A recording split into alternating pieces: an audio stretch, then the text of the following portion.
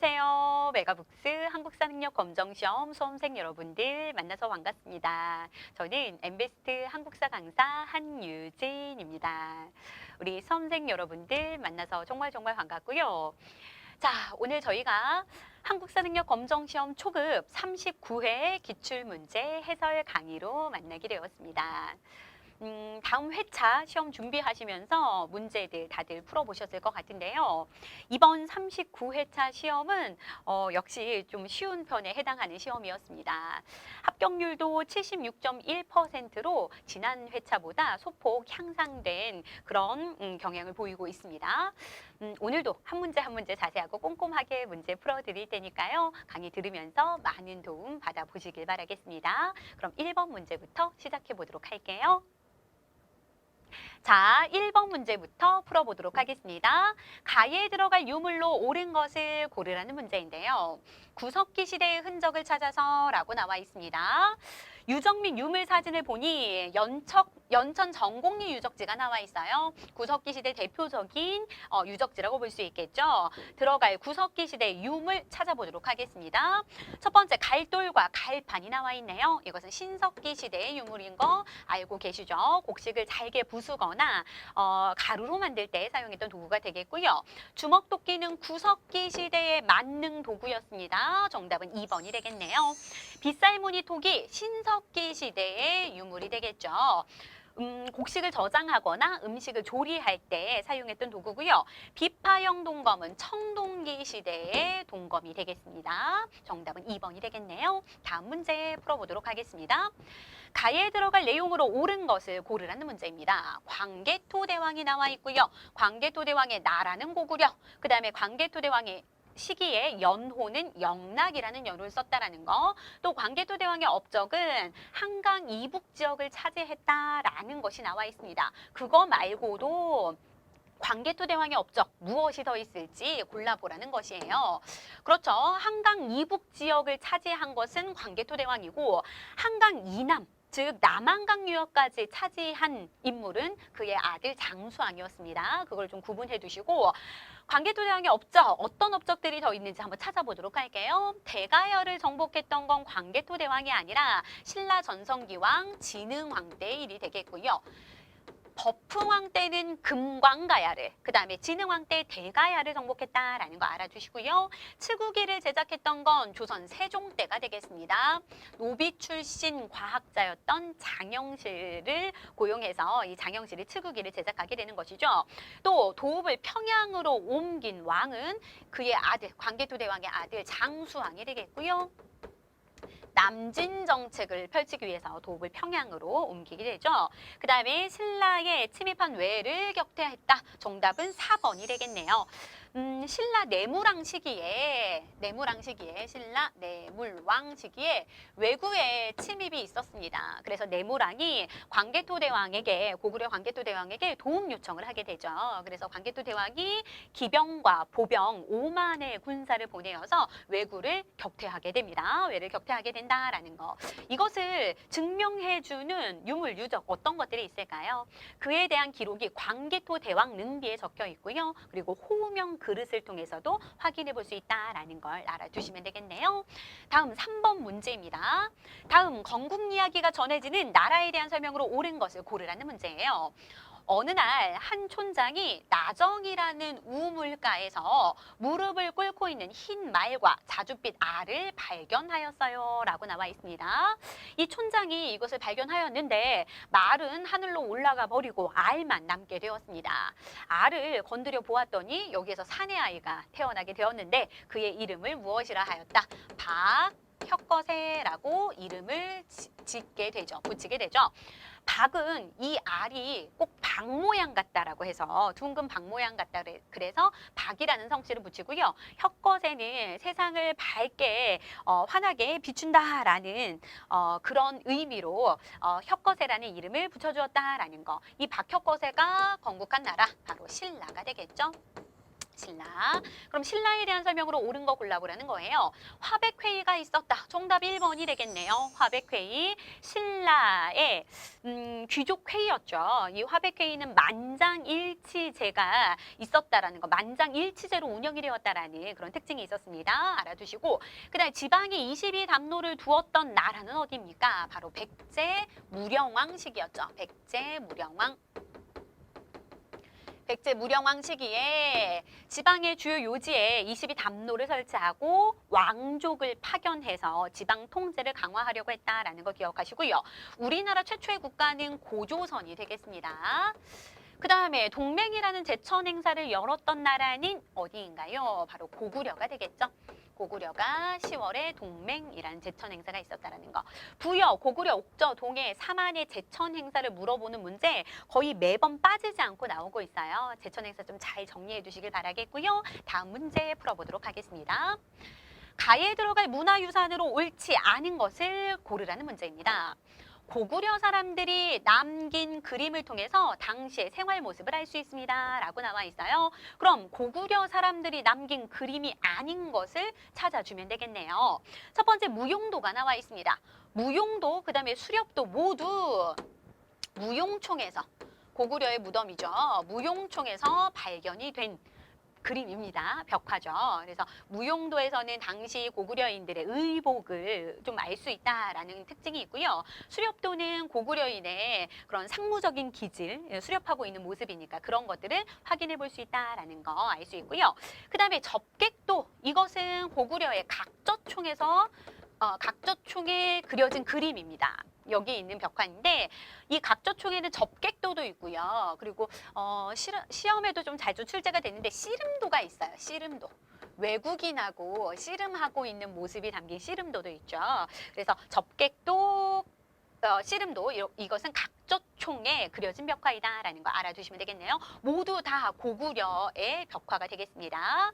이 접객도는 주인과 하인의 모습 크기 차이가 있어요. 그렇게 해서 신분의 그런 차별을 이 그림을 통해서 알 수 있다라는 거 체크해 둘 수 있어야 되고요. 천마도는 신라의 무덤인 신라 천마총에서 발견된, 이건 벽화가 아닙니다.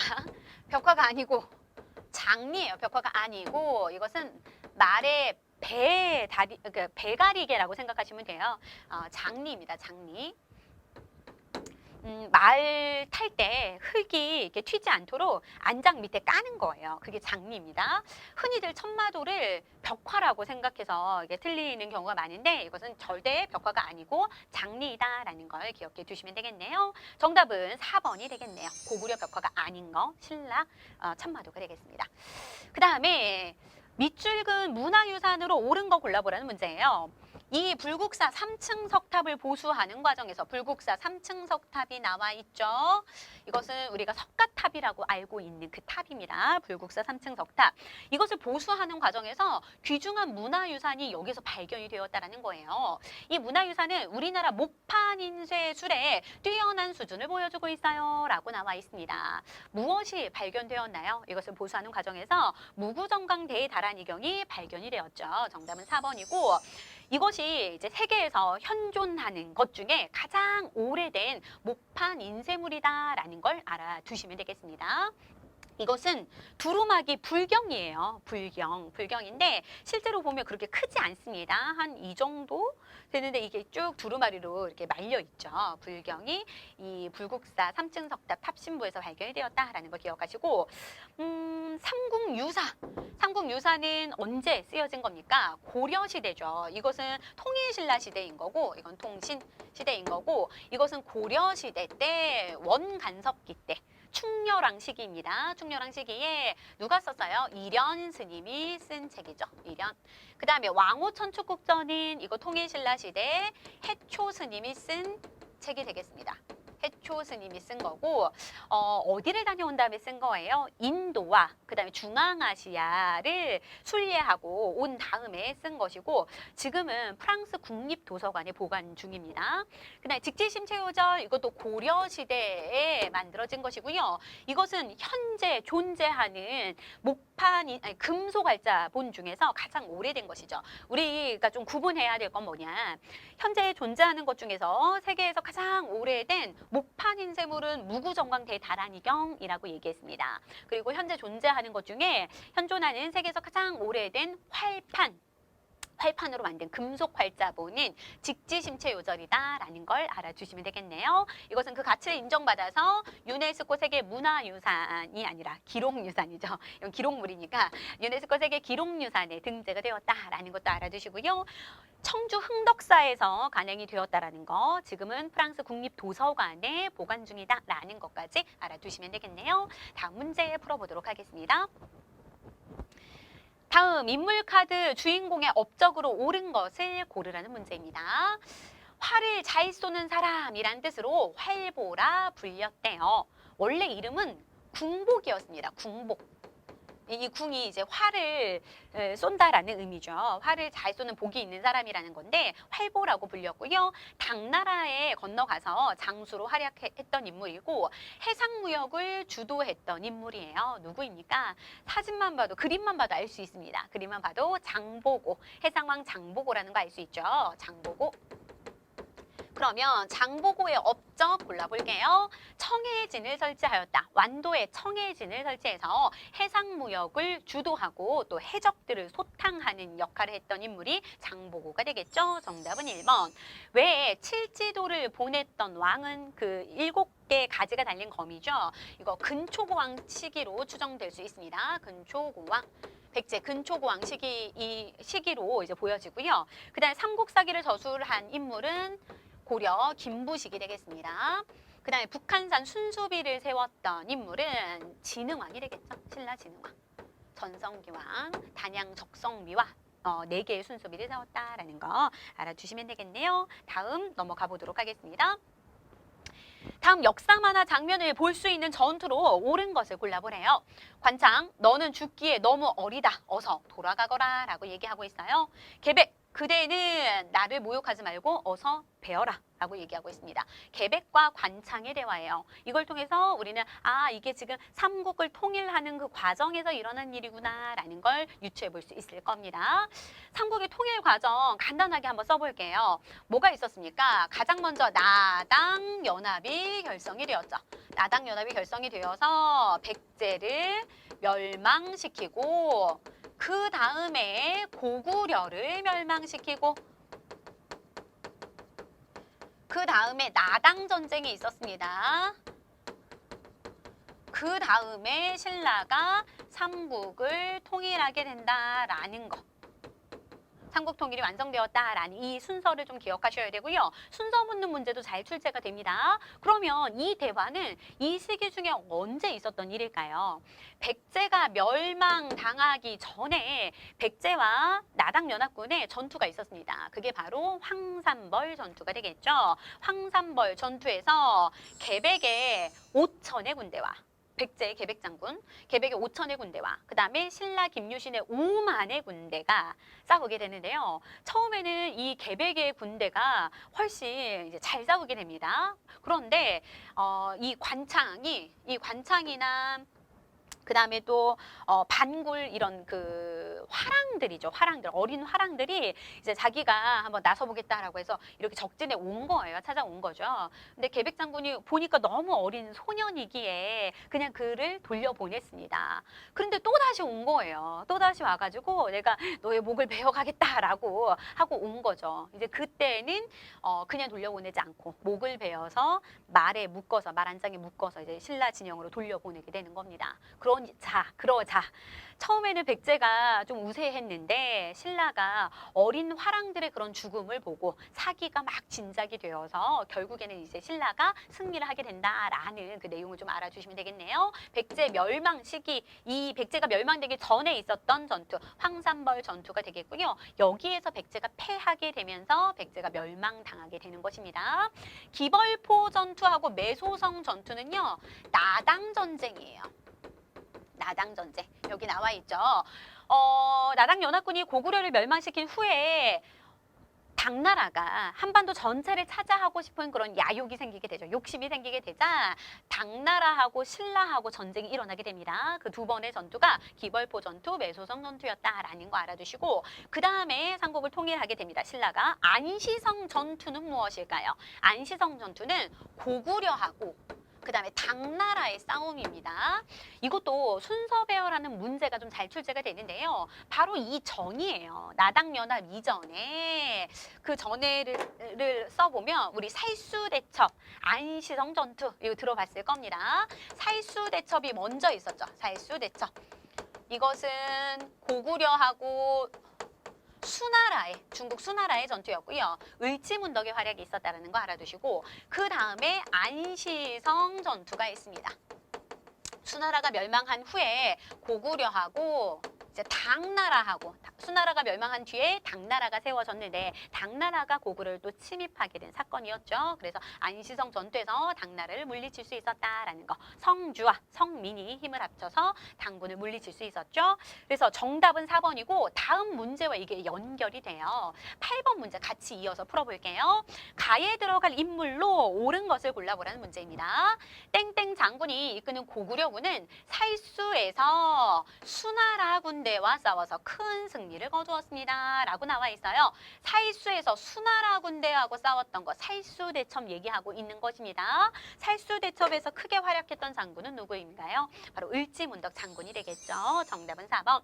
나머지 보기 정리합니다. 곽재우는 임진왜란 때 의병이죠.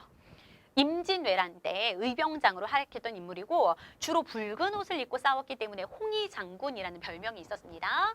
김유신은 방금 얘기했어요. 그 나당 연합군이 결성된 후에 신라가 삼국을 통일하기까지 굉장히 혁혁한 공을 세웠던 인물이고요. 김춘추와 함께 삼국 통일의 주역이라고도 볼 수 있는 인물이 되겠죠. 그다음 연개소문은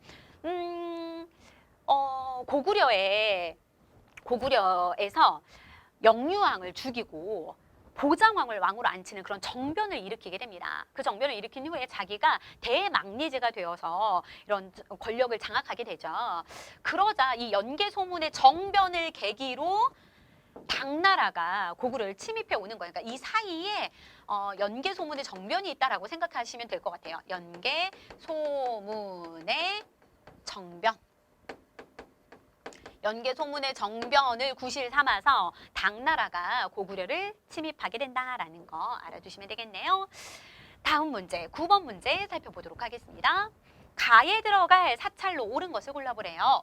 신문왕은 죽어서도 나라를 지키려는 아버지 문무왕을 위해서 이것을 완성하였대요. 이 사찰의 이름은 아버지의 은혜에 감사한다라는 뜻을 가지고 있어요. 라고 나와 있습니다.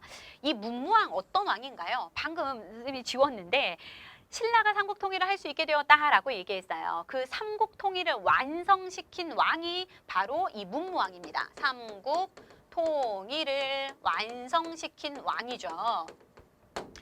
얼마나 이 통일한 신라가 사랑스러웠겠어요. 통일신라, 삼국을 통일했으니까. 그래서 내가 죽어서도 내가 외로부터 우리 신라를 지키겠다라는 마음에 자신을 화장해서 동해바다에 뿌려줄 것을, 안장시켜줄 것을 그렇게 유언으로 남기고 돌아가시게 되죠.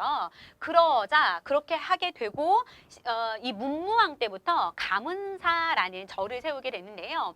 이 가문사라는 절을 세우기도 전, 그러니까 가문사라는 절은 이 신문왕이 이름을 붙여준 거고 그 절을 이 문무왕 때부터 만들기 시작했는데 그걸 다 보지 못하고 돌아가시게 됩니다. 그래서 신문왕 때 그 절을 완성시키고 그리고 나서 아버지의 은혜에 감사한다. 왜?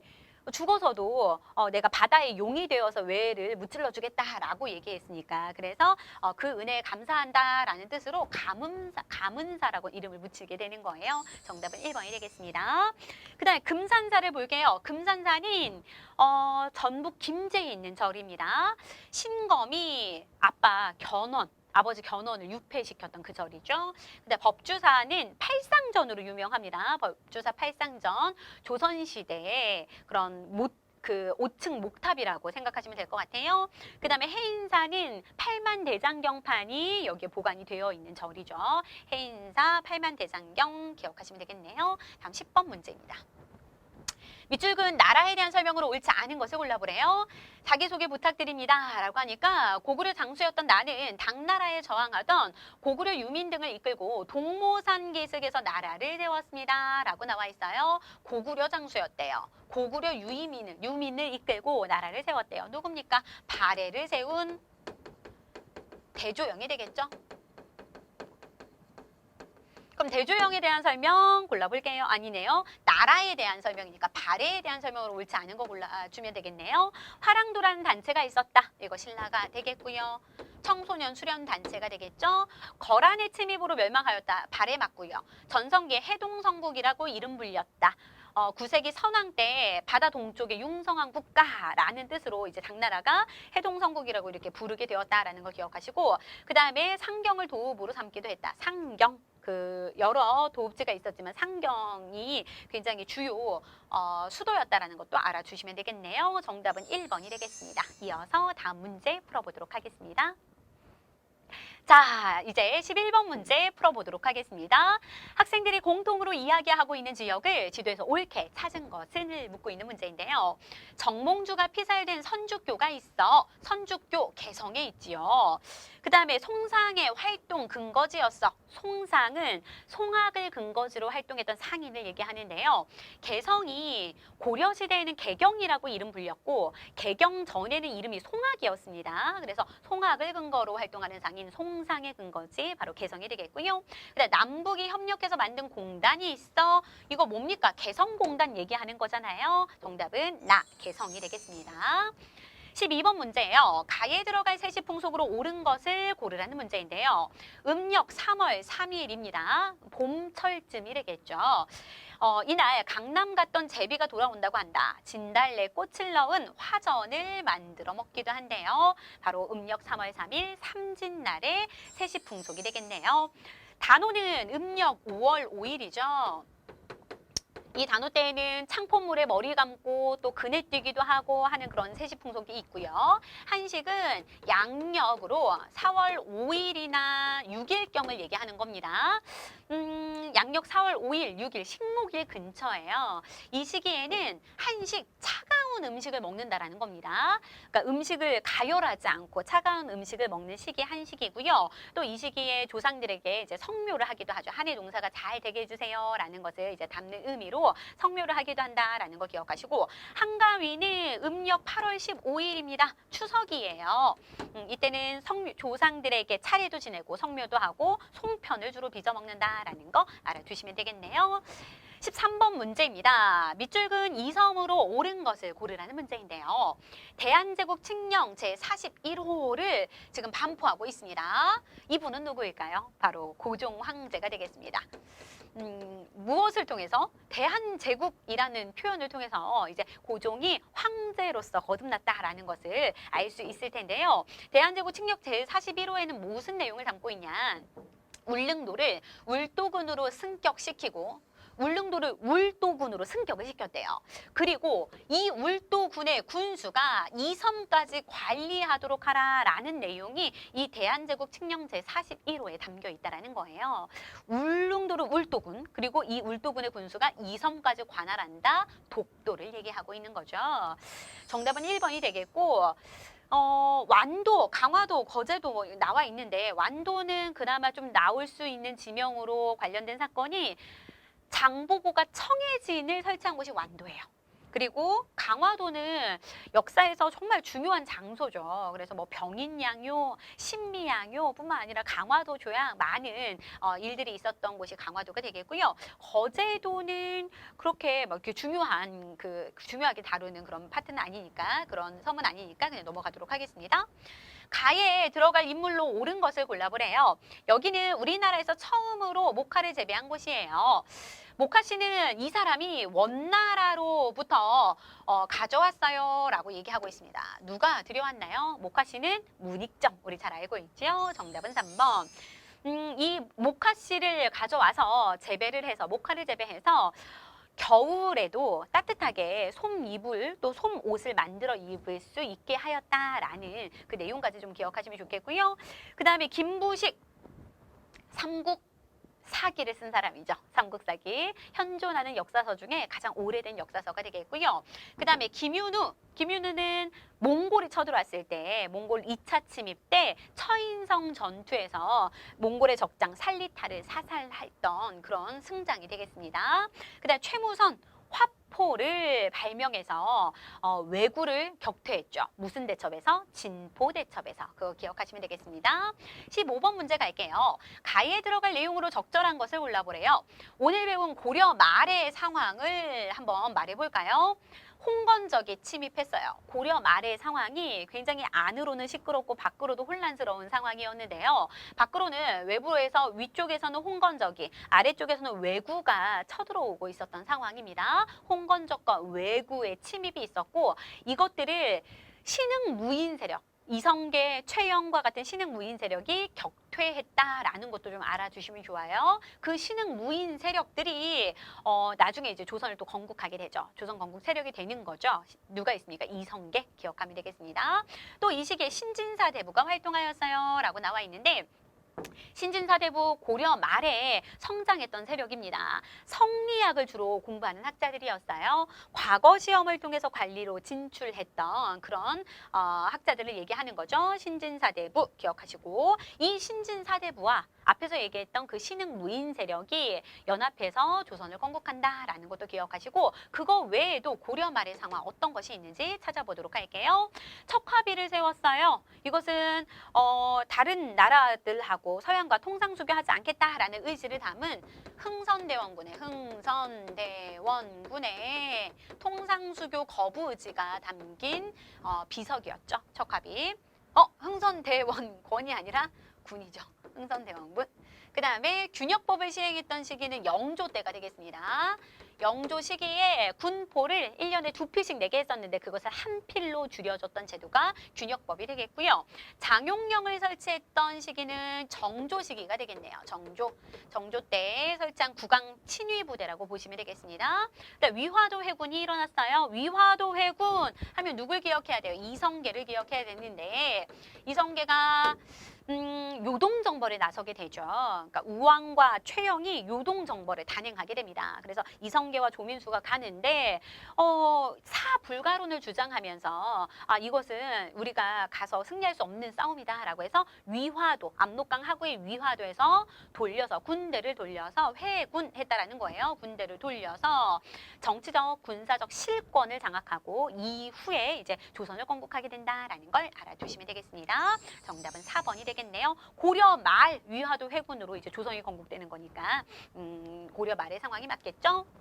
16번 가에 들어갈 문화유산으로 적절한 것을 골라보래요. 고려의 문화유산이 나와 있습니다. 고려의 불상, 관촉사, 논상 관촉사, 석조미륵보살 입상이 나와 있어요. 그 다음에 고려의 회화, 수월관음도가 나와 있습니다. 불화죠. 부처를 그린 그림이라는 거예요. 물에 비친 달을 보고 있는 부처의 모습입니다. 그 다음에 석탑에서는 월정사 8각 9층 석탑의 모습이 나와 있습니다. 고려의 탑은 이렇게 각이 많고 층이 많다라는 게 특징이에요. 고려의 문화유산 중에 건축물로 들어갈 수 있는 거 골라보라는 문제예요. 경복궁 근정전, 우리 딱 봐도 이거 조선 거라는 거 알죠? 이 조선. 그 다음에 도산서원 정교당도 조선이죠. 조선 중기 정도. 이황을 추모하기 위해서 만들어진 이황의 그러니까 이황의 제자들이 만든 서원이라고 보시면 돼요. 그 다음에 네 번째 남한산성 수어장대, 이것도 조선시대입니다. 조선 후기 인조 때 남한산성 수어장대를 만들게 되죠.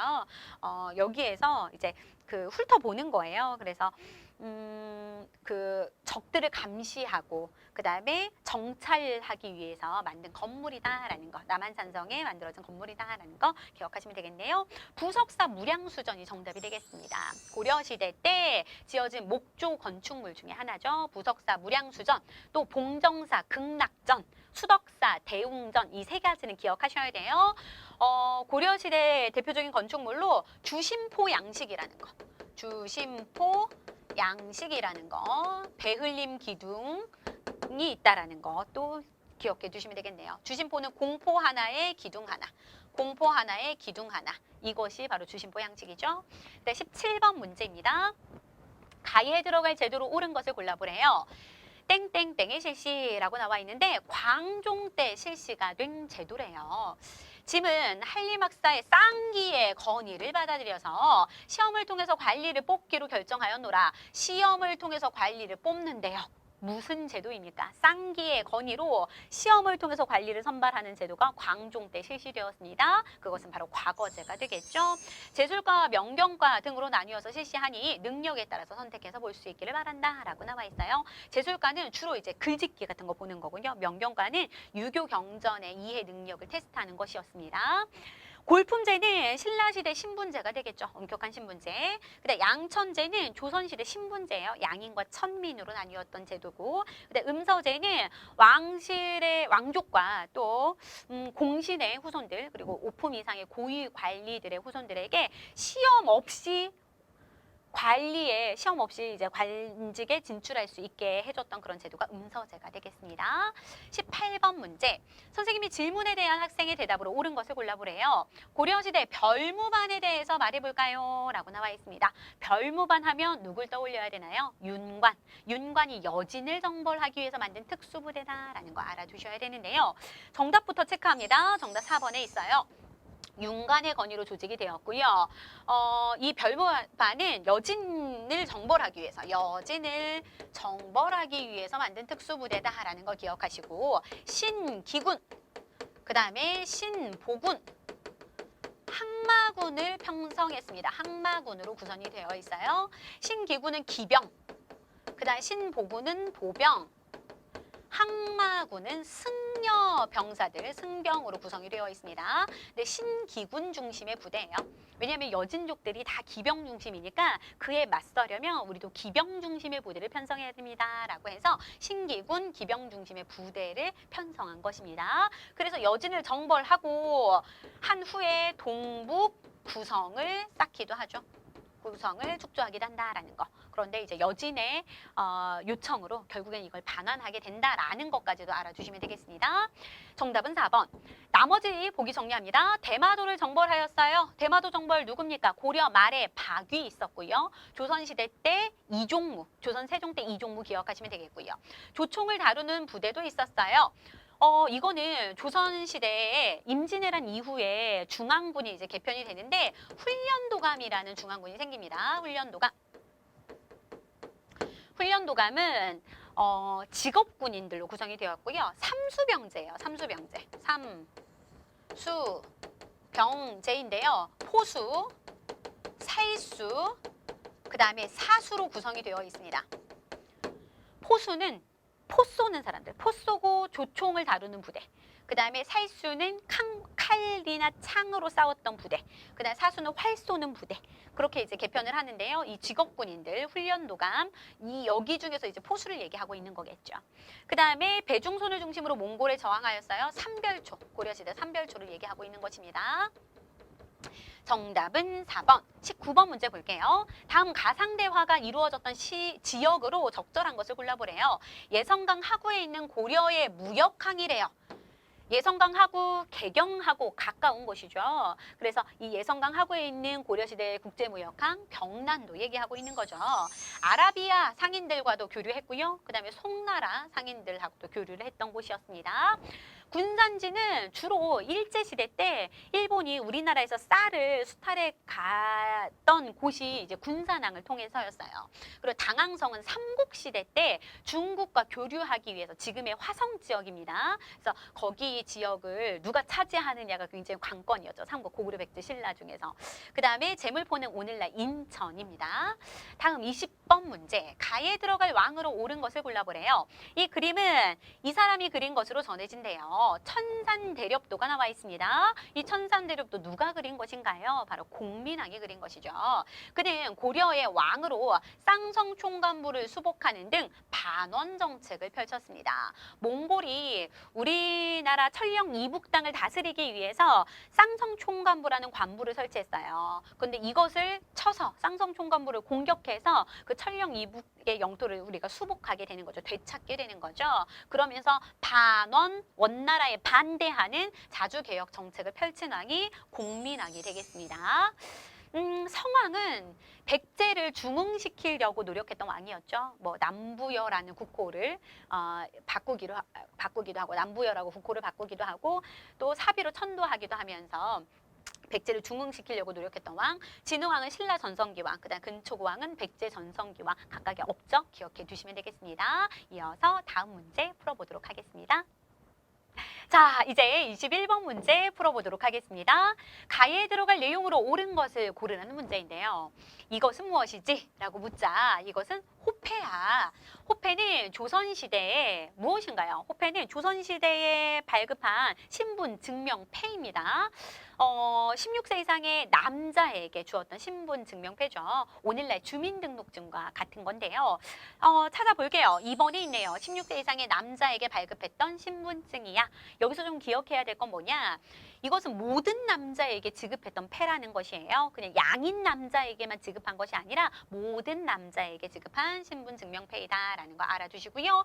태종 때 이 호패법이 실시가 되었고요. 인구의 동태를 파악해서 세금을 부과하고 또 군역을 부과시키기 위해서 발급했던 패이다라는 거 알아두시면 되겠네요. 과거에 급제한 사람에게 주었던 것은 무엇이었나요? 바로 홍패가 되겠죠. 홍패. 그 다음에 관원이 여기서 말을 빌리는 데 사용했던 패는 마패가 되겠고요. 그 다음에 국가의 재정을 보충하기 위해서 팔았던 관직임명서야. 관직임명장 뭐가 되겠습니까? 바로 공명첩이 되겠습니다. 이름 자리가 비어있는 문서였어요. 돈을 받고 명예관직을 판 거죠. 명예직을 판 겁니다. 공명첩. 22번 문제 볼게요. 다음 인물에 대한 설명으로 옳은 것을 고르라는 문제인데요. 이 동상은 환자를 돌보는 허준의 모습이래요. 그는 우리나라 의학 발전에 아주 큰 공을 세웠다고 하는데요. 이 허준에 대한 설명 골라볼게요. 동의보감을 저술하였다. 정답 3번에 있네요. 허준이 지은 조선 최고의 의학 서적이라고 볼 수 있는 거죠. 선조 때부터 집필하기 시작해서 이제 광해군 때 이것이 완성이 됩니다. 광해원을 설립했던 인물은 알렌이에요. 알렌이 미국 선교사인데 갑신정변 때 다친 민영익을 치료해 줍니다. 그래서 고종이 너의 소원이 무엇이냐라고 묻자 병원을 건립하는 것이다 라고 해서 광해원을 설립하게 되는 것이죠. 나중에 이름이 제중원으로 바뀌게 됩니다. 알렌의 건의로 설립한 병원, 최초의 근대식 서양 병원이에요. 그러니까 최초의 근대적인 그런 병원이다라고 생각하시면 되겠고, 종두법을 보급하였다라고 나와 있는데요. 이것은 지서경이죠. 종두법이라는 것은 천연두 예방 접종하는 법이다라고 생각하시면 될 것 같아요. 천연두를 예방하는 그 우두를 이렇게 예방 접종하는 거죠. 그 다음에 앙부일구를 제작하였다. 이거 세종 때 장영실 기억하시면 되겠네요. 다음 23번 문제입니다. 가에 들어갈 내용으로 옳은 것을 골라보래요. 세조 때 만들기 시작해서 성종 때 완성이 된 조선의 기본 법전이래요. 무엇입니까? 바로 경국대전이 되겠죠? 정답은 1번. 다 나머지도 법전인데요. 대전 통편은 정조 때 편찬이 되었고요. 그 다음에 대전 회통은 고종, 즉 흥선대원군 집권 시기. 흥선대원군 섭정 시기에 만들어진 법전입니다. 그다음 조선 경국전은 정도전이 개인적으로 만든 사찬 법전이에요. 알겠죠? 그다음 24번 문제 볼게요. 다음 특별전에 전시될 그림으로 적절하지 않은 것을 골라보래요. 그림 조선 후기를 담다라고 나와 있습니다. 조선 후기의 그림이 아닌 거 골라보래요. 씨름도, 김홍도의 씨름도예요. 이거 풍속하니까 조선 후기 맞죠? 조선 후기는 크게 이런 그림들이 유행하게 됩니다. 풍속화. 그 다음에 진경산수화, 산수의 모습을 그린 거, 정선의 그림으로 유명하죠. 그 다음에 또 이런 민화, 이름 없는 화가들이 그린 그런 실용적인 그림들이 있어요. 그런 것들이 유행한다라는 걸 기억하시고, 씨름도, 그 다음에 김홍도가 만든 풍속하고요. 그 다음에 자코도는 민화이고요. 까치와 호랑이의 모습을 담고 있고, 노상 아련도는 김득신이 그린 이것도 풍속화예요. 길가에서 상민이 양반을 만나서, 그러니까 노상 길 위에서 알현 양반을 아련했다라는 거죠. 그래서 이제 숙이고 있는 모습이죠. 신분제를 알 수 있는 그림 중에 하나입니다. 몽유도원도는 언제입니까? 나머지는 다 조선 후기가 맞는데 몽유도원도는 조선 전기예요. 조선 전기에 누가 그렸나요? 안견이 그렸죠. 안견이 세종대왕의 아들이었던 그 안평대군이 꿈을 꾼 거예요. 그 꿈을 이 안견에게 얘기해주자 그것을 그림으로 표현한 것이 몽유도원도가 되겠습니다. 조선 전기가 되겠네요. 다음 25번 문제입니다. 가에 들어갈 내용으로 옳은 것을 골라보라는데요. 사직단에 대해 알려줘라고 얘기하고 있는데요. 사직단을 검색한 결과가 나와 있습니다. 사직단은 무엇입니까? 조선이 농본주의 국가였죠. 그래서 토지와 곡식의 신에게 제사를 지내던 그런 제단을 사직단이라고 얘기했어요. 농업을 중시 여겼기 때문에. 정답은 3번에서 찾아볼 수 있겠고요. 종묘와 함께 이 사직단을 굉장히 유교 국가에서 중시 여겼는데요. 경복궁이 있으면 이 경복궁에서 봤을 때 좌편에 이 좌측에 종묘를 두고 우편에 사직단을 두는 것입니다. 사직단. 종묘는 어떤 곳이었나요? 왕과 왕비의 그러니까 역대 왕들 그리고 왕비들의 그런 신주를 모셔놓은 곳이 바로 종묘죠. 여기도 나와 있죠. 4번에 나와 있네요. 역대 왕과 왕비의 신주를 모셔놓은 곳 종묘. 나머지 보기 정리합니다. 명성황후가 시해되었던 곳 바로 경복궁 안에 있었던 건청궁이 되겠습니다. 건청궁 옥호루에서 시해 당하셨고요. 그 다음에 병자호란때 청나라에게 항복했던 곳은 삼전도가 되겠습니다. 삼전도. 그래서 삼전도의 굴욕이다라고 얘기하고 있죠. 다음 문제 26번 문제입니다. 밑줄은 이 전쟁 중에 있었던 사실로 옳은 것을 골라보라는 건데요. 오견정사는 유성룡 선생께서 여기서 징비록을 편찬했던 곳이죠. 그 이야기가 나와 있는데 유성룡은 이 전쟁에서 드러난 문제점을 반성하고 훗날을 대비하기 위해서 반성하고 또 훗날을 대비하기 위해서 이곳에서 징비록을 썼습니다. 그럼 이 전쟁이란 무엇이냐라는 것을 묻고 있는 거예요. 어떤 전쟁을 반성하면서 또 훗날을 경계하기 위해서 쓴 겁니까? 임진왜란 얘기하고 있는 거죠. 임진왜란. 임진왜란에 대한 설명 골라보도록 할게요. 이 전쟁 중에 있었던 사실. 이사부가 우상국을 정벌 했던 거 이거 신라시대죠. 신라지증왕 때가 되겠습니다. 신라지증왕. 그다음 강감찬이 귀주에서 거란을 물리친 거 이거 고려시대입니다. 고려시대 귀주대첩이고 거란 몇 차 침입 때? 3차 침입 때 귀주대첩 있었고요. 그다음 권율이 행주산성에서 크게 승리하였다. 임진왜란 중에 있었습니다. 권율이 행주산성에서 크게 승리하였고요. 김시민의 진주대첩. 권율의 행주대첩, 그 다음에 이순신의 한산도 대첩에서 임진왜란 3대 대첩이다라는 것도 알아두시면 좋겠고요. 그 다음에 김좌진이 청산리에서 일본군을 격퇴하였다라고 나와 있는데 이건 거의 청산리 전투를 얘기하는데 1920년이에요. 그러니까 거의 이제 저기 근대사로 넘어갔던 시기인 거죠. 그 다음에 27번 문제입니다. 다음 학생이 생각하고 있는 인물로 옳은 것을 골라보래요. 진주 농민봉기 수습을 위해서 노력했어. 평양 감사 시절 대동강으로 침입한 제너럴 셔먼호를 불태웠어. 김윤식 등 개화 사상가에게 많은 영향을 주었어 라고 나와 있는데요. 누구 얘기하는 건가요? 바로 개화 사상의 선구자 역할을 했던 박규수를 얘기하고 있는 것입니다. 진주 농민봉기 때 안핵사로 파견이 되어가지고 삼정의 문란을 이제 시정하기 위해서 삼정 이정청을 설치하기도 했었던 인물이 박규수가 되겠습니다. 박규수 정답이 되겠고요. 그 다음에 김홍집은 어떤 사람입니까? 온건 개화파였죠.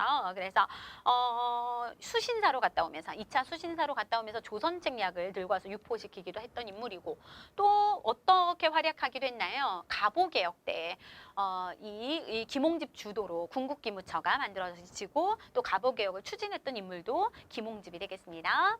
유형원은 중농학파 실학자로 반개수록을 저술했었죠. 최익현은 위정척사파예요. 그래서 외양일체론을 주장하면서 개항하는 것을 반대했습니다. 일본하고 개항하는 거. 그래서 개항 반대 운동을 펼쳤던 인물이 최익현이 되겠습니다.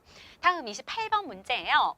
다음 음성 안내기에서 설명하는 지도로 옳은 것을 골라보래요. 김정호가 만든 지도로 목판으로 제작이 되었고요. 목판으로 제작이 되었기 때문에 여러 개의 지도를 찍어낼 수가 있는 것이겠죠. 전체를 22첩으로 묶고 이를 책처럼 만들었습니다. 이것을 분첩, 절첩식이라고 얘기해요. 좀 어렵죠. 나누고 22개로 나누고 그걸 이게 접어서 책처럼 만들었다라는 것이에요. 그래서 이렇게 만든 22첩을 순서에 맞게 연결하면 하나의 전국 지도가 완성이 됩니다. 라는 거. 김정호가 만든 대동여지도가 되겠죠. 동국대지도는 정상기가 만든 동국지도 이것을 이제 모사한 지도가 되겠고요. 그 다음에 고려망국전도 혼일강리 역대국도지도 이거 두 개는 같이 보셔야 되는데요. 혼일강리 역대국도지도는 조선 태종 때 만들어진 현재 존재하는 동양에서 가장 오래된 세계 지도라고 볼 수 있겠습니다. 근데 이것은 좀 어때요? 왜곡이 심하죠? 중국과 조선이 굉장히 커요. 나머지 나라들은 되게 작고. 그래서 중국 중심의 그런 세계관을 보여주는 지도가 되겠고, 고려망국전도는 조선 후기에 들어온 지도입니다. 오늘날과 좀 비슷하죠. 그래서 중국 중심의 세계관에서 벗어날 수 있는 계기가 된 지도가 고려망국전도다라는 거 기억하시면 되겠네요. 밑줄근 나에 대한 설명으로 옳은 것을 골라보래요. 나는 이번 여행에서 참 많은 것을 보고 배웠어. 틈틈이 기록했던 것들을 열하일기로 정리해야겠어 라고 얘기하고 있습니다. 열하일기 쓴 인물 박지원 얘기하고 있는 거죠. 중상학파실학자 박지원에 대한 설명 골라볼게요. 청해 열하를 다녀온 후에 쓴 책이 열하일기예요. 양반전을 지었다. 박지원이 양반전 지었죠. 허생전, 양반전. 정답 1번이 되겠고요. 한글을 창제하였다. 세종대왕식이고요. 혼천이를 만들었다. 이것도 세종시기가 되겠습니다. 천체를 관측하는 기구예요. 그 다음에 시무 28조로 올린 사람은 최승로가 되겠습니다. 조선시대 때 이 최승로가 성종에게 시무 28조로 올려서 유교 중심의 정치를 하자고 주장을 하게 되죠. 30번 문제입니다. 가에 들어갈 인물로 옳은 것을 골라보라는 문제인데요. 경주의 몰락한 양반 가문에서 태어났대요. 몰락 양반 출신이고요. 서학에 대응하기 위해서 동학을 창시했던 인물입니다. 동학을 창시했던 인물 누구예요? 최재우가 되겠죠. 정답은 4번. 서학에 대응하기 위해서 유교, 불교, 도교, 민간 신앙을 다 이제 합해서 융합해서 만든 종교가 동학이었고, 인내천, 후청 개벽 사상 이런 것들을 주장하게 되었습니다. 인간 평등 사상을 주장하다가 결국에는 이제 처형당하게 되죠. 혹세무민의 죄로 그 백성들을 현혹시키고 세상을 어지럽힌다라는 명목으로 이 최재우가 처형당하게 된다라는 거 알아놓으시고, 원효는 신라시대 승려죠. 나무 아미타불 이것만 외우면 누구나 극락에 갈 수 있다라고 해서 불교의 대중화에 공헌했던 인물이 원효가 되겠고요. 김대건은 우리나라 최초의 신부님입니다. 신부. 그다음에 조광조는 조선 중종 시기에 고용되었던 사림이죠. 여러 가지 개혁 정치로 결국에는 이제 축출당하게 된다라는 것도 기억해 두시면 되겠네요. 이어서 다음 문제 풀어보도록 하겠습니다. 자, 이제 31번 문제 풀어보도록 하겠습니다. 밑줄근 이 사건으로 옳은 것을 고르라는 문제인데요. 외교장각을 다녀와서 라고 나와 있습니다. 강화도 일대를 답사한 후에 알게 된 사실이 있대요. 1866년 프랑스군이 침략한 이 사건으로 의궤 등을 약탈당했다고 합니다. 1866년 프랑스군이 왜 쳐들어오게 되었나요? 병인박해 라는 사건 때문이었죠. 병인박해 무엇이었습니까? 우리나라에서 활동하고 있는 프랑스 선교사들 12명 중에 9명을 처형한 사건이었고요. 또 우리나라에서 천주교 신자들 8천여 명을 처형한 사건이었어요. 그 병인박해를 구실로 프랑스 군대가 쳐들어오게 된 겁니다. 그게 바로 병인양요가 되겠죠. 이 병인양요에서 프랑스군이 이제 퇴각하는 과정에서 여기 있는 외교장각에 있는 우리의 많은 문화재들을 가져가게 되는 거죠. 대표적으로 의궤에 있었죠. 이 의궤 등을 약탈당하게 되었는데 2011년에 영구 대여 형식으로 이제 우리 빌려준다라는 의미로 반환하게 됩니다. 프랑스가 우리나라에 반환하게 된다라는 거, 영구 대여 형식으로 반환하게 된다라는 것까지 알아두시면 되겠네요. 신미양요는 제너럴 셔머너 사건 때문에 미국이 쳐들어온 사건입니다. 그 다음에 정묘호란이 조선 후기 때 인조가 친명 배금 정책을 펼치자 후금이 조선을 침입한 사건이었죠. 그 다음 운용호 사건, 이 운용호 사건 때문에 강화도 조약이 체결된다는 거 좀 잘 알고 계셔야 됩니다. 32번 문제입니다. 다음 가상대화가 이루어진 시기의 상황으로 옳은 것을 고르라는 건데요. 홍경래의 경문 좀 보시게나. 이제 우리도 가만히 있을 수 없네 라고 얘기하고 있어요. 홍경래가 뭔가를 일으킨 것 같죠. 홍경래의 난을 얘기하는 건데요. 맞아, 우리 평안도 사람은 그동안 너무 무시당했지. 홍경래가 난을 일으키게 된 원인 알고 계셔야 됩니다. 이것은 이제 홍경래의 난을 얘기하는 건데요. 홍경래의 난. 순조 때 일어나게 되고요. 1811년입니다. 원인 되게 중요해요. 시험 문제 잘 나오는데 이 홍경래의 난이 일어나게 된 이유는 평안도 지역 차별 대우와 세도 정치에 이제 항거하면서 일어난 거예요. 세도 정치의 불만을 가지고 일으킨 난이다라는 거. 세도 정치 누구 때부터였습니까? 순조 때부터.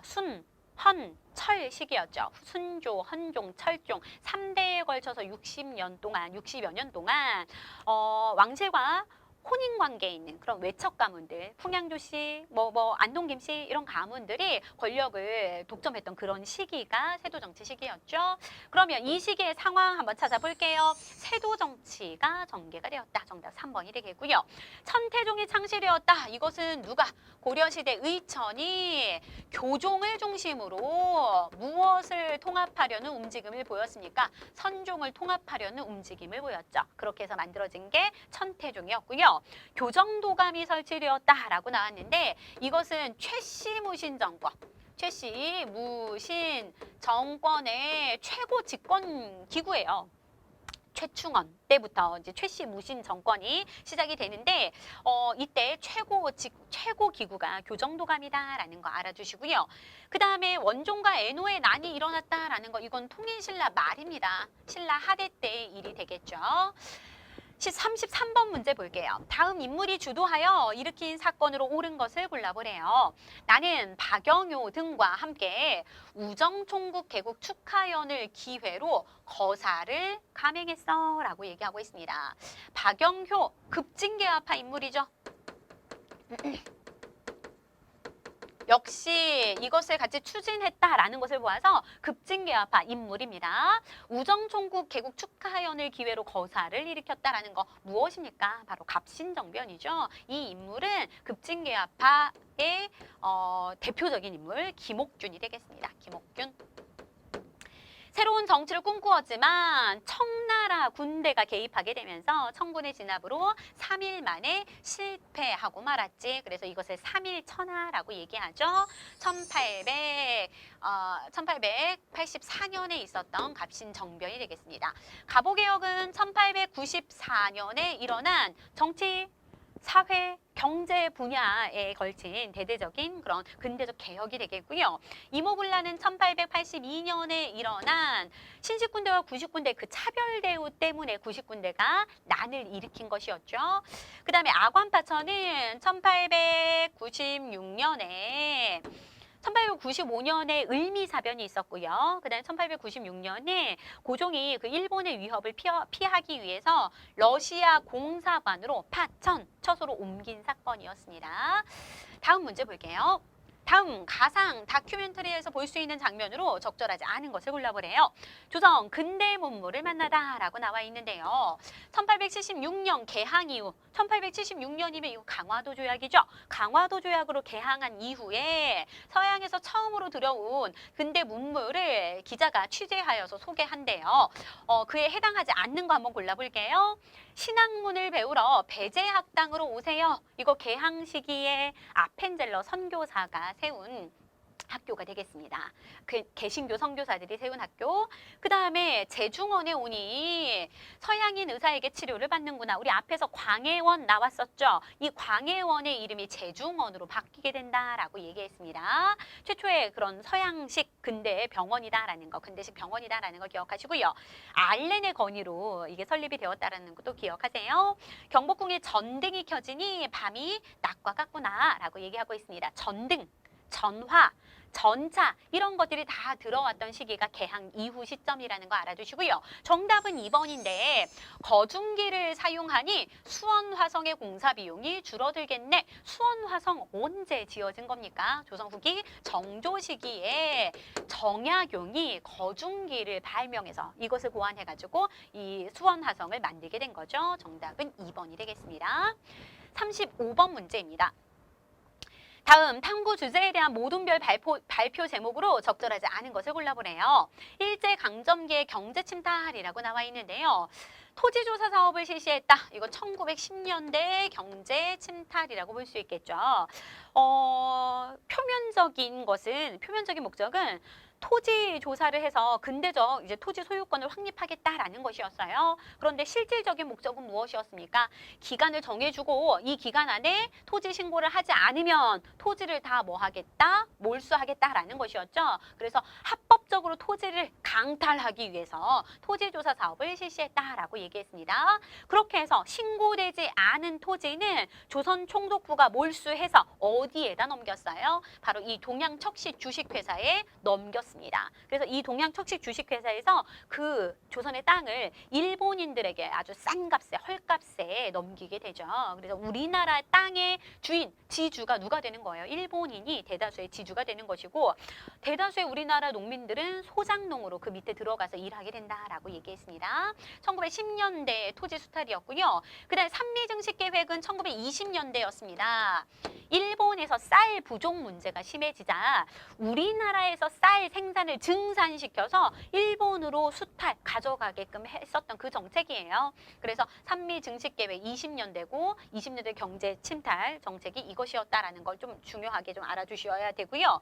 정답은 라가 되겠습니다. 옳지 않은 거. 만민공동회 언제 열린 겁니까? 이 만민공동회는 독립협회에서 만든 것이, 그러니까 주체로 독립협회 주도로 만들어진 일종의 민중 집회라고 보시면 돼요. 그래서 독립협회에서 개최한 민중 집회다라는 거 기억하시고요. 독립협회는 1896년에서 1898년까지 활동을 하게 되는데요. 아까 아관파천 얘기했습니다. 아관파천으로 고종이 처소를 러시아 공사관으로 옮기자 러시아의 내정 간섭이 심해지고요. 열강의 이권 침탈이 굉장히 심해지죠. 그래서 이 독립협회가 만들어지게 된 겁니다. 아관파천 이후에 만들어졌고요. 1898년에 이 만민공동회가 개최가 돼요. 그래서 그 열강의 이권 침탈에 반대하는 그런 시위도 하게 되고 자주 국권 운동을 펼치게 된다라는 걸 기억하시면 되겠습니다. 가에 들어갈 단체로 옳은 것을 골라보래요. 독립의지를 널리 알린 단체인데 김구가 조직했대요. 이봉창이 도쿄에서 일왕을 겨눴는데 결국에는 이거 실패하긴 했지만 굉장히 의의가 있죠. 윤봉길 상하이 훈커우 공원에서 일본군 장성 등을 응징하다 폭탄 던졌죠. 그 다음에 대한민국 임시정부에 활력을 주었습니다. 무엇입니까? 김구가 상하이에서 조직한 한인 애국단이 되겠습니다. 1931년에 조직한 단체죠. 이봉창, 윤봉길의 의거가 있었다라는 거 기억하시고요. 이것에 감동을 받은 중국이 그때부터 이 대한민국 임시정부를 적극적으로 지원하게 된다라는 것도 알아두시면 되겠습니다. 신간에 1927년에 만들어진 비타협적 민족주의 계열과 사회주의 계열이 연합한 최대 규모의 항일 단체다라고 얘기했어요. 자매 단체로 근우회가 있다라고 했고요. 독립협회 방금 설명드렸습니다. 1896년에 만들어진 단체고 한국광복군은 1940년에 이것은 대한민국 임시정부의 군대입니다. 1940년에 이 대한민국 임시정부가 충칭으로 옮기게 되죠. 충칭으로 이동하게 되죠. 그래서 충칭에서 만든 대한민국 임시정부의 군대이다라는 거 기억하시면 되겠네요.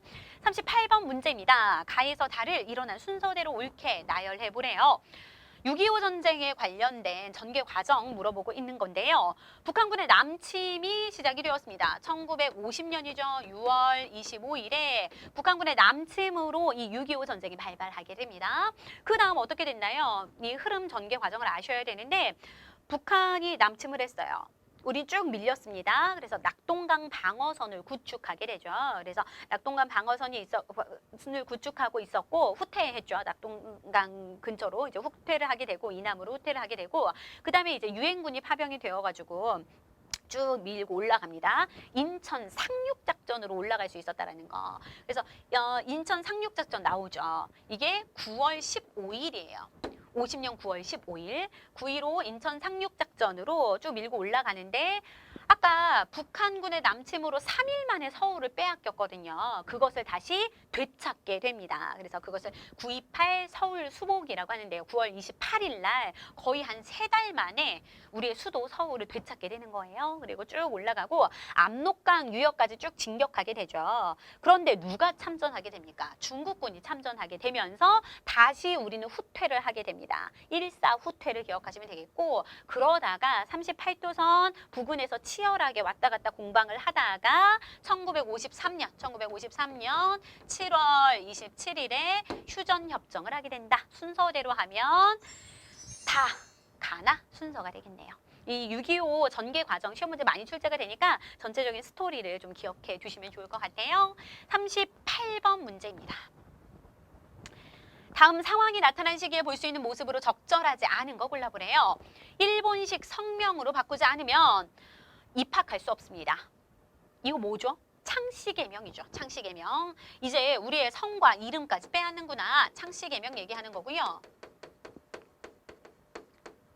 민족 말살 통치 시기예요. 민족 말살 통치 시기입니다. 이것은 1930년대인데 엄밀히 말하면 1937년 중일전쟁 이후부터라고 보시면 돼요. 1945년까지 민족 말살 통치 시기에 우리 민족을 말살하기 위해서 민족 정치는 아예 말살시키기 위해서 일본이 정말 많은 그런 탄압을 하게 되는데 그 중에 하나가 우리의 성과 이름을 사용하지 못하게 했었죠. 그래서 창씨개명하지 않으면 학교도 갈 수 없고요. 공공기관에 취업할 수도 없고요. 국가 공무원이 되지도 못했어요. 여러 분야에서 제약이 있었죠. 그래서 창씨개명을 하게끔 만든 겁니다. 대동법 시행에 반대하는 지주. 이건 너무 뜬금이 없죠. 이거 조선 후기죠. 조선 후기. 대동법이 광해군 때 처음으로 실시가 되는데 무엇이었습니까? 박납의 폐단 때문에 특산물을 원래 냈었는데 공납을 했었는데 박납의 폐단 때문에 이제 특산물 말고 특산물 대신해서 토지를 기준으로 쌀이나 옷감이나 동전 등으로 대신해서 내게끔 했던 제도가 대동법이었죠. 그런데 이것은 토지를 기준으로 하고 있기 때문에 토지가 많은 지주들은 세금을 그만큼 많이 내야 됐어요. 그래서 지주들의 반대에 부딪혀서 이것이 전국적으로 시행되는 데는 100년이라는 시간이 걸리게 된다라고 얘기했습니다. 관련이 없는 거 1번이었고요. 민족 말살 통치 시기 보면 공출로 가마솥을 빼앗아가는 농부, 강제 공출이 있었습니다. 그래서 쇠라는 쇠 다 가져갔어요. 곡식들, 쌀 같은 것도 다 가져갔어요. 그 다음에 일본군 위안부로 끌려가는 그런 여성들, 그 다음에 황국신민서사를 암송하는 학생들, 이거 다 민족 말살 통치 시기라고 볼 수 있겠네요. 황국신민서사는 뭐냐면 황국이라는 것은 우리가 일본을 얘기하는 거예요. 황국의 신하된 백성이라는 거죠. 우리 보고. 우리는 황국의 신하된 백성으로서 천황폐하께 충성을 다한다. 이런 것들을 맨날 암송하게끔 시켰다라는 것이에요. 세뇌시키기 위해서. 정답은 1번이 되겠습니다. 39번 문제입니다. 다음 상황이 나타난 시기를 연표에서 고른 것을 묻고 있는 문제인데요. 우리는 이번 모스크바 외상회의의 결정을 절대적으로 지지한다라고 얘기하고 있고요. 한마음으로 똘똘 뭉쳐서 신탁 통치를 반대한다라고 나와 있습니다. 여기서는 모스크바 외상회의 결정 지지. 그 다음에 여기서는 신탁 통치 반대라고 얘기하고 있는데요. 우리가 1945년 8월 15일에 광복을 맞이하게 됩니다. 광복을 맞이했는데 바로 군정이 시작이 돼요. 미소 미군과 소련군에 의해서 북이 38도 선을 이제 중심으로 해서 기준으로 해서 위쪽은 소련군이 아래쪽은 미군이 와서 이제 대신 통치를 하게 되는 거죠. 그런 시기가 있었습니다. 미소 군정 시기가 있었고 그래서 이제 대한민국에서 이 나라 한반도 안에서 정부를 세워야 할 텐데 임시정부를 세워야 할 텐데 그 문제를 놓고 그해 12월에 1945년 12월에 모스크바에서 삼국 미소영 삼국 외상들이 모여서 지금으로 말하면 외교부 장관쯤 되는 사람들이에요. 모스크바 삼국 외상 회의를 열게 됩니다. 이 모스크바 삼국 외상 회의의 내용이 정말 시험 문제 잘 나와요. 알고 계셔야 되는데 첫 번째는 뭐냐면 한반도에 민주적인 임시정부를 세운다라는 거죠. 민주적인 임시정부 세운다.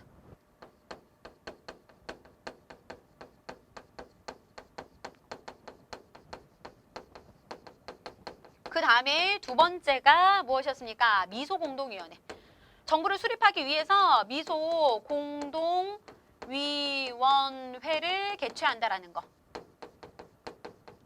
그 다음에 세 번째, 최대 5년간 미소 영중 4개국에 의해서 신탁 통치를 하게끔 한다라는 거였어요. 이 내용이 결정이 됩니다. 최대 5년간 신탁 통치. 이 신탁 통치 결정이 나자 이것에 대해서 우리나라에서 우익과 좌익이 서로 입장이 다른데요. 우익 세력은 신탁 통치에 대해서 반대하는 신탁 통치 반대 운동을 펼치게 됩니다.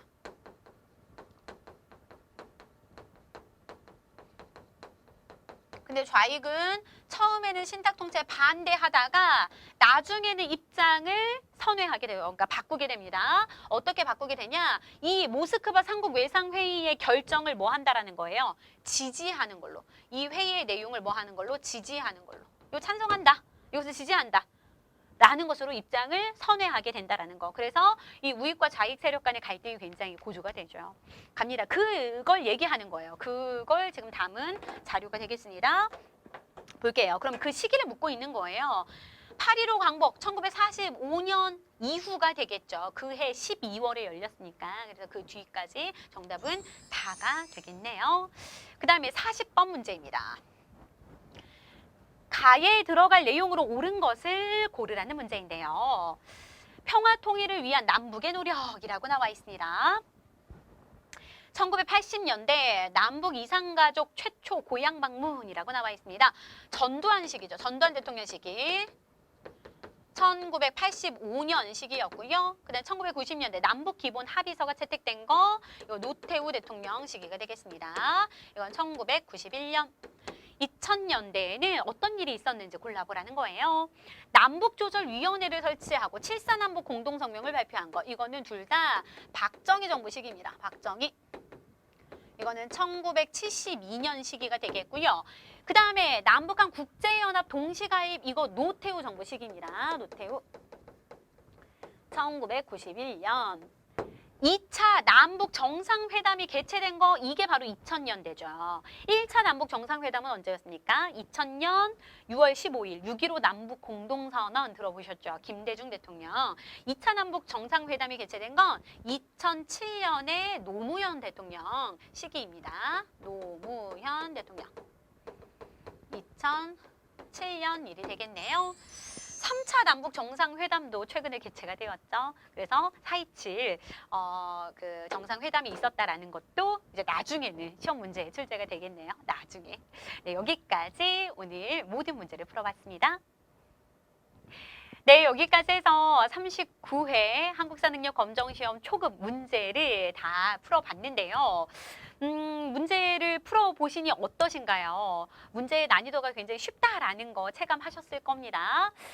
조금 눈여겨볼 점은 인물 관련한 문제가 굉장히 많이 출제가 되었다라는 거예요. 그래서 인물과 관련된 그런 업적들은 좀 잘 정리를 해두십사 다시 한번 당부를 드리고요. 혼자 공부하시다가 어려우신 분들은 오셔서 강의 들어보셔도 좋을 것 같습니다. 엠베스트에서 한능검 초급 강의 그리고 중급 강의를 진행하고 있어요. 특히 이번에 다시 개정된 이 초급 교재를 가지고 다시 강의를 찍었으니까요. 공부하시다가 어려우신 분들은 오셔서 강의 들어보셔도 좋을 것 같습니다. 기출 문제와 그리고 우리 교재 기출 외전으로 열심히 공부하셔서 다음 회차 시험에서 모두들 합격하시길 바라겠고요. 저는 다음 회차 해설 강의에서 또 다시 찾아뵙도록 하겠습니다. 지금까지 엠베스트 한국사 강사 한유진이었습니다. 감사합니다.